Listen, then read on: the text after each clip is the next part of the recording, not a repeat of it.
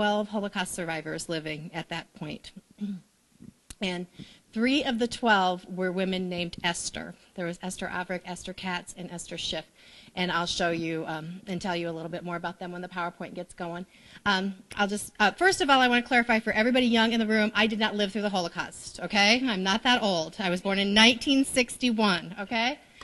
A true story by me. When I discovered that there were these 3 women named Esther, I kind of fell in love with them from a distance. I read a short bio on each one, and I just did not want them to pass away without us being able to keep their stories.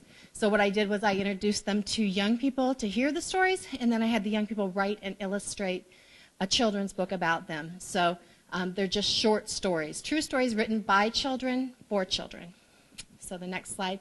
When I was in school way back in the day in the 60s, there was only really one book that I ever read about this period of history, and it was called The Diary of a Young Girl by Anne Frank. And this is Anne here on the left. Anybody here ever read Anne Frank? Many of you have.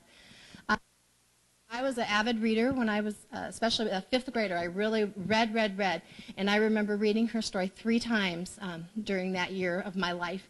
And I just couldn't believe what I was reading, that really could be true. And then when I was in high school, we watched some film. So it kind of made my mind go tilt. It was too much. I met some people who survived that period of history, and I got attached to them. That was one way that I could digest it easier, was to know their personal stories. So the next slide is my 3 Esthers, is what I call them. Esther Averick is the first, Esther Katz in the middle, Esther Schiff at the end. The 2, Esther Averick and Esther Schiff, were both from Poland. Esther Katz from Czechoslovakia. Next slide. I think Esther just really grips my heart is because of the story of Queen Esther, which I'm sure many of you are familiar with. She was a Jewish girl who was orphaned. She was miraculously chosen to be the queen, but it was her destiny. It was her destiny to save the Jewish people. And back then, her encourager was her uncle, or her cousin, Mordecai, and he was the one who raised her because she was an orphan. And then there was a villain in the story named Haman, and his goal was to destroy all the Jews.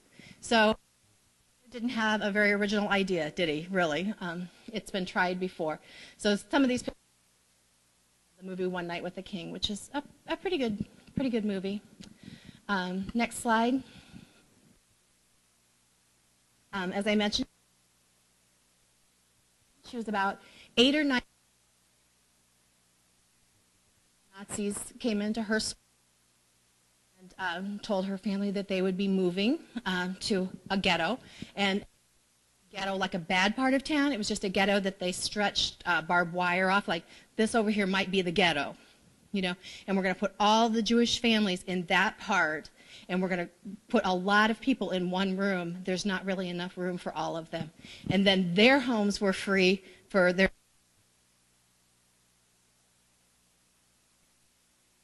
So Esther was one of 10 children, and actually she was the only survivor.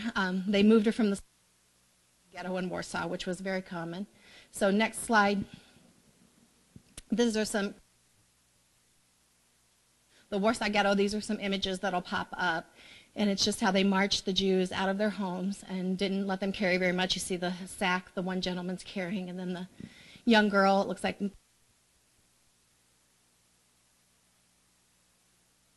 There wasn't enough food to eat there, especially when your family has 12 people.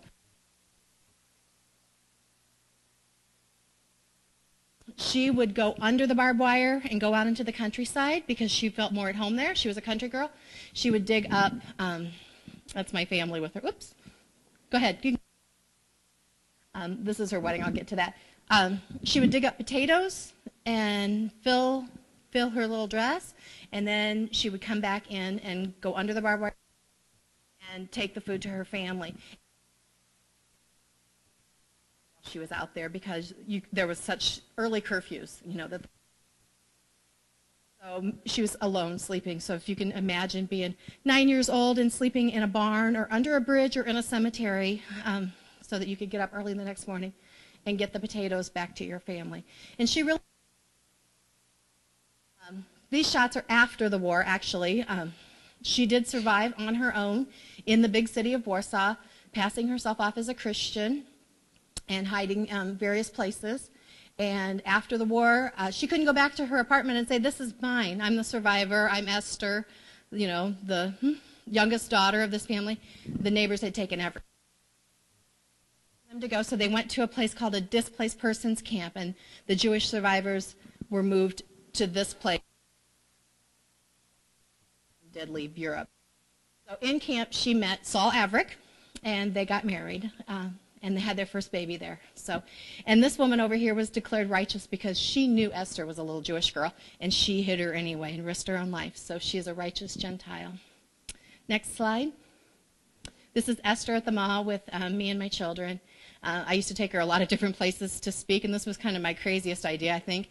But really, a lot of two survivors came that had never been to synagogue, and they got to meet us and some of the leaders of the synagogue, and some gentlemen who were in World War II and had to help the survivors in a concentration camp came and talked to us. So having it in that setting, not in a synagogue, not in a church, was I guess a good idea because it brought some people out that wouldn't have been comfortable any other way.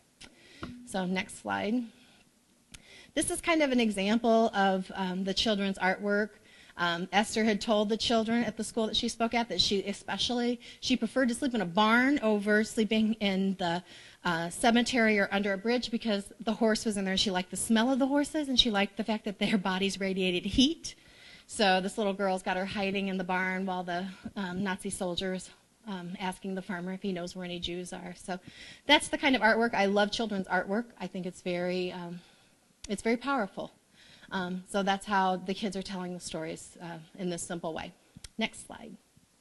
My next friend named Esther is Esther Katz. Sadly, we lost her a few years ago to cancer.